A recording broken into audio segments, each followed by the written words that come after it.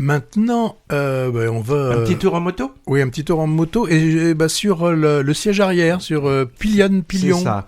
Pillion qui désigne en anglais le siège arrière d'une moto ou alors le passager qui s'y trouve. La moto jouant un grand rôle dans ce film dont il n'est pas facile de parler tellement il est... Mais tu vas le faire. Ouais, dual, double quoi, un film double. Si je résume...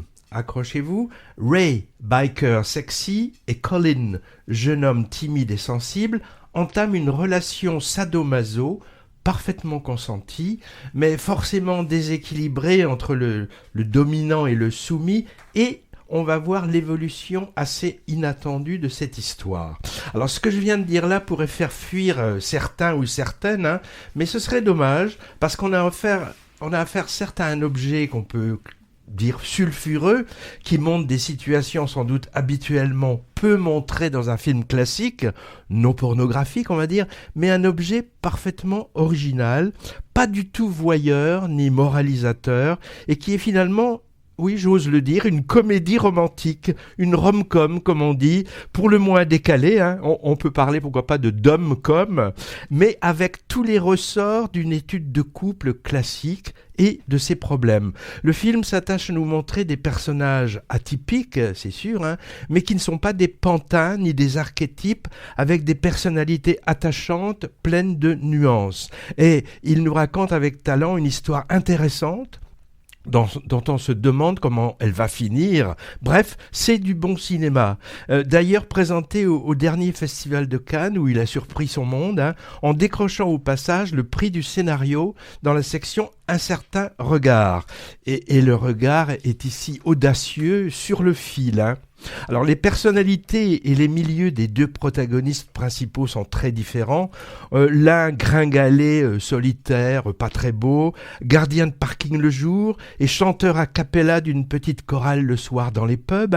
Il vit chez ses parents, aimant et protecteur, qui cherchent à tout prix à lui trouver un compagnon, ce qui donne lieu à des scènes émouvantes et drôles.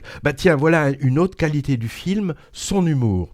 Alors l'autre personnage, lui, est membre d'un groupe de motards gays aux pratiques sexuelles alternatives, on va dire, un taiseux qui joue de son physique charismatique pour séduire. Bref, le mariage d'une carpe soumise, remplie de dévotion pour un lapin dominateur et sûr de lui.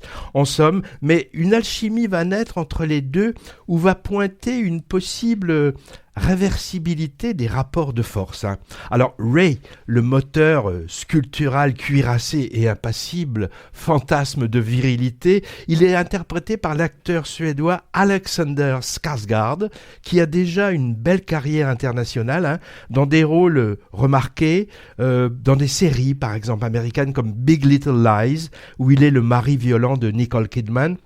Et aussi, on peut le voir dans Succession et dans quelques longs métrages. C'est le fils de Stellan Skarsgård, vu dernièrement dans Valeurs sentimentales. Donc encore une histoire de népotisme.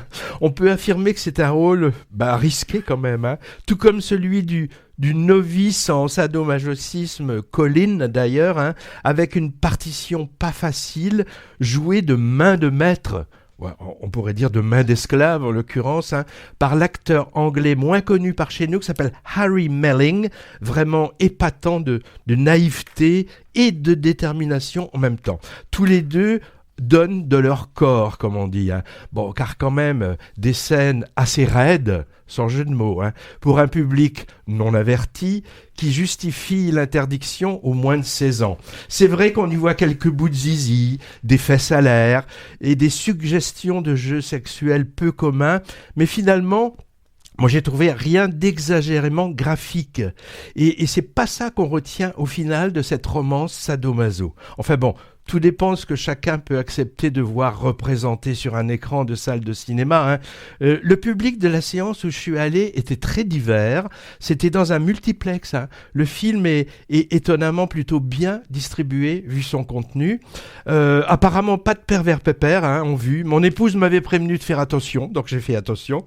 Mais des hommes, des femmes, des couples et même un groupe de jeunes filles de 17-18 ans, ce qui m'a un peu surpris quand même, hein. J'aurais eu envie de leur demander leur avis à l'issue de la projection, mais j'ai eu peur de passer pour le pervers pépère, justement, hein.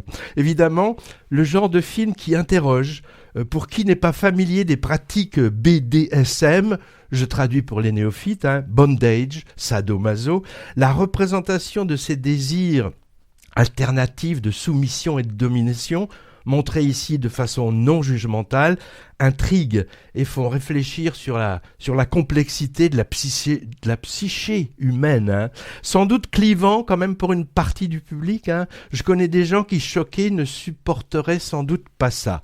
Un petit regret cependant, bon, vu le sujet c'est peut-être normal, hein, à part l'émouvante maman gâteau, pas beaucoup d'œstrogène dans ce film, faute de représentation féminine conséquente, hein. En tout cas, Pillion a sans doute le potentiel pour devenir un film culte queer, comme on dit.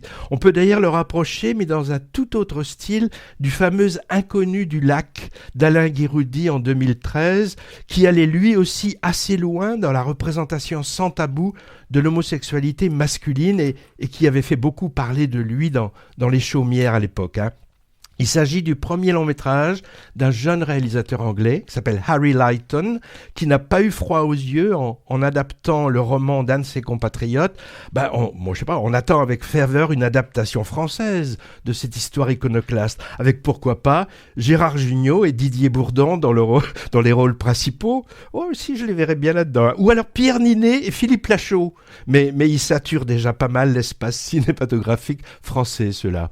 Eh bien, quand tu dis qu'on connaît pas Harry Melling, bien sûr qu'on le connaît. Ah, dis-moi, fallait le dire. Eh ben oui, mais c'est maintenant que je te le dis. Et est-ce que tu as déjà vu des Harry Potter ?